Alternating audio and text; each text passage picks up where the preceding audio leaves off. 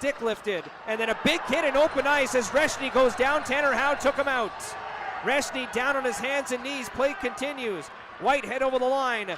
Left side, he shoots it wide. Rebound, Tanner Howe wraps it in front. Shot, stopped by the goaltender Holt. The net comes off as Whitehead let it fly. Looks like the net is back. Left side, one-timer stopped by the goaltender Holt as Bridgman let it fly, and then Howe is taken out. And here we go, Drew. What is going on right here? Well, it's the Victoria Royals going after Tanner Howe, who laid a really solid check on Cole Reshny, who did not get up. He's down just inside the Victoria Royals blue line. And look at that Victoria bench. They are heated right now as Reshny is down on his hands and knees just inside the Royals line.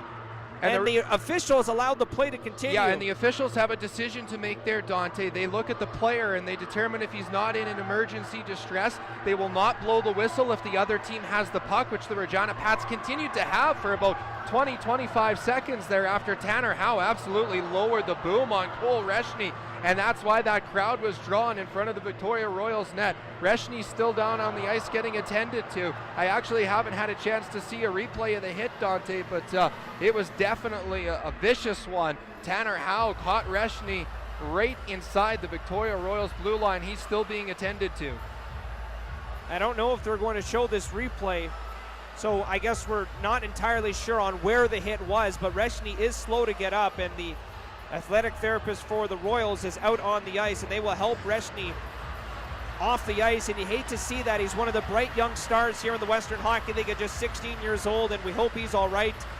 8 minutes to go in the third period. Royals are up 1-0. That will go for a whistle on the ice, but we'll take our timeout.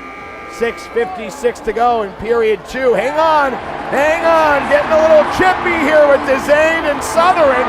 Now Demansky's going to get involved with a player. The referee's got to hustle back, try to separate them. It's Davies and Demansky, I believe. Desane and Southern appear to be going off to the penalty box. Davies had his helmet off. You're right, he might be joining with Demansky.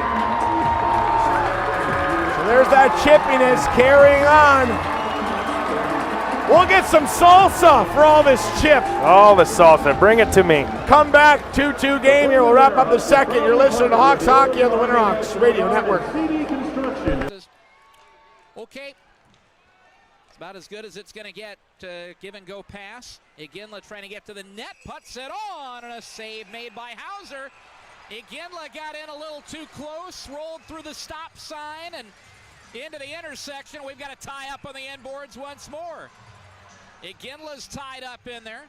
Jonas Wu coming out next to Hiroki Goisik. Linesman stepping in to separate the warring factions on the end boards. Josh Fluker stepping up for his brand new teammate early on. And he'll be the first Wild player in the Marson Wild penalty box tonight. I would imagine there will be somebody on the other side here as well for Kelowna, and there is TJ Iginla. Bye-bye. Has a lane, no shot yet. Now through and just trying to sift it as Gavin tied up by Hodis. We got ourselves a tilt here. Parker Bell, it'll be Jake Sloan and Rhett Parsons. They better go after it quick here. Here's Sloan and Parsons, a couple of heavyweights. As a couple jabs, a hard right hand by Sloan early. Parsons trying to get his hand free, gets the jab up, but Sloan trying to fire away. A couple punches by Sloan are thrown. As Parsons trying to get over the top, he's swinging with the left right now, and then falls down in a hard sledge. Down by Rhett Parsons after the fact, and they'll peel away as a good fight by both of those two. Call that a split decision, perhaps. I go to the judging and Lance Dahl with the final remark. Yeah, they both traded some decent shots. Jake Sloan early wasn't allowing Rhett Parsons to get the right hand going, so he found a little bit of room with the left and landed a couple big ones, including the last shot there onto Sloan that might have opened him up a touch, as there was a little bit of crimson on the ice, and saw that Sloan was being tended to in the face area by one of the athletic trainers for the Amherst. Our glass, but it's halted at the top of the zone by Funk. Turning shot, saved by Nick Avakian. and a whistle with 17:33 to go in period number 2. And the two teams get a little physical there. Yep, it's going to go 4-on-4 here, Nick. They're taking, I think it's Parasak. Parasak's going to go. Referee pointed to the box. Going to get rough on Parasak. Going to even these penalties up. Go 4-on-4 for a minute 3. Oh, Winterhawks gave just a little shot there to the backside of Parasak. He tried to hold his body weight up there on the crossbar. And now it's a penalty being served by number 32 for the Cougars. Oh, they're putting Southern in as well. My God. And Carter Southern close to there putting him off, so still evens up. It'll keep the power play. The way he signaled it, he pointed at Parasak, so I missed that one, partner. Still gonna. By Klippenstein. Howell able to escape up the near side, and behind the play we've got a scrap. It's Edwards and Henry. Two tough customers of the Wheat King logo, and they waste no time going right at it. Henry coming with rights. Henry trying to hold Edwards off. Edwards a wild swing. Henry now coming with body shots. Edwards swings back. Henry corks him one. Edwards now trying to switch hands. Henry does the same. Now comes with right uppercuts. Edwards misses with a right. Henry with a left, and down they go. He could have circled that one on the card before the game. Edwards doesn't back down from anybody, and you know Matt Henry is always looking for his next dance partner, and with his team down 2-0, he needed to fire them up.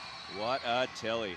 Hank the Tank does what he does, but you got to give the other guy credit. Like, you know what Hank provides on the ice, and everyone's very aware. They've seen the highlight reel. To stand in there against a heavyweight like that, good on him, but that sure should get the fire started underneath Wheat King.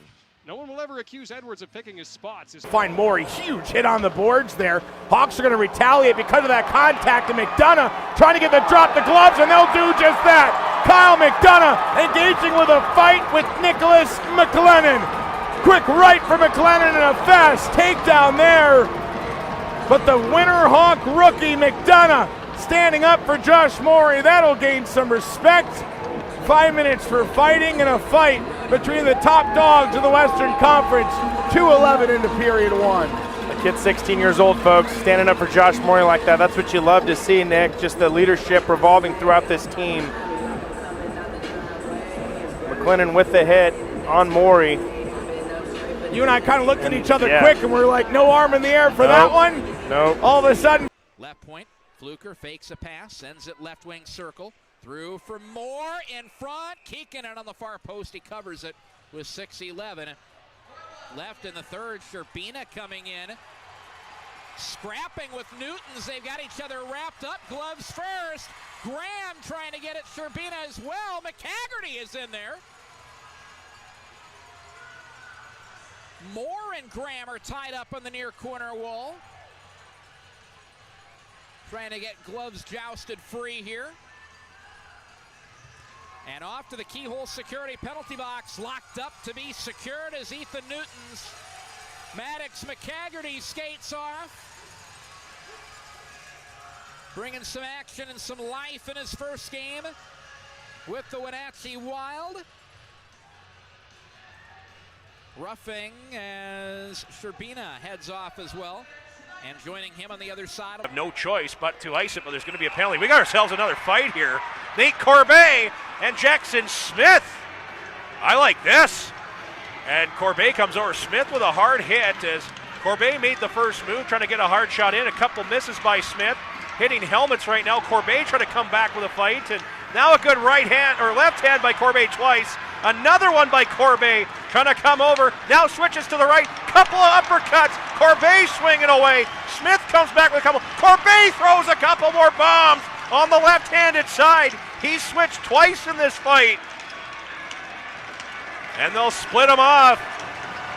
Well, if you like fights, and Nate Corbet has become a showman. I mean, what can you say more about Nate Corbet? He's getting it on the forecheck. He's been an energy source through the halfway point of December all the way through. He makes things happen in the O-zone. And there lays a couple heavy shots on Jackson Smith, who in his own right landed a couple big shots himself. And Jackson Smith eating. Kicked off of Frazier, and we've got a fight in the back end of the ice. Gloves off, fights on. Johnson, Prasovsky with a big right to start it off, and a takedown for 2 points. No riding time for Prasovsky, but he wins this one by first round TKO.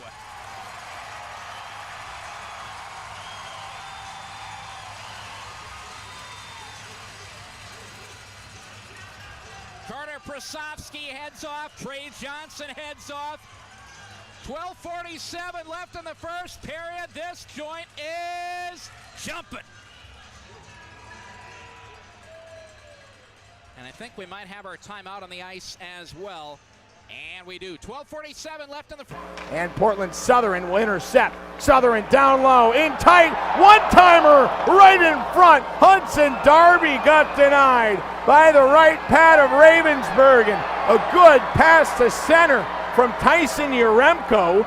And between the circles, it was Darby. He just didn't quite get all of it. A lot of physicality while we're talking between the whistles. And a couple of helmets have been removed and gloves down as well. Not an official fight, but they're going to get some offsetting penalties. And it appears to be pointing towards Hudson Darby and Drew Peterson. So a chippy start here in Portland. Yeah, Hudson wanted to drop those gloves. Boy, the young line getting in front of Joshua Ravensburg, and they're looking for a greasy little goal in front. I'm not sure how Yaremko got that pass through. If I'm looking from our angle, it was very good. Oh, tight. Pop can pass. He snuck it right in. We'll take our first break here in period one. No score. Portland and Prince George shots. Across for Charlie Wright of Saskatoon. Right wing pass for Waterroot, but Waterroot was on the wrong side of the blue line, so it's offside here against the Blades. Christensen a little bit tangled up with Waterroot after the whistle there. Well, I'm not sure if the official is going to call a couple of offsetting minors here or not, but it was hard to hear the whistle. Terrell Goldsmith has a bit of a bump there with Waterroot, and then Christensen got tangled up as well. But it does look like we're going to have offsetting minors, so it's going to be 4-on-4, and that was a pretty gentle play there by the two of them. To me, it looked like they just got everything all tangled up, and referee right there on the spot making the call.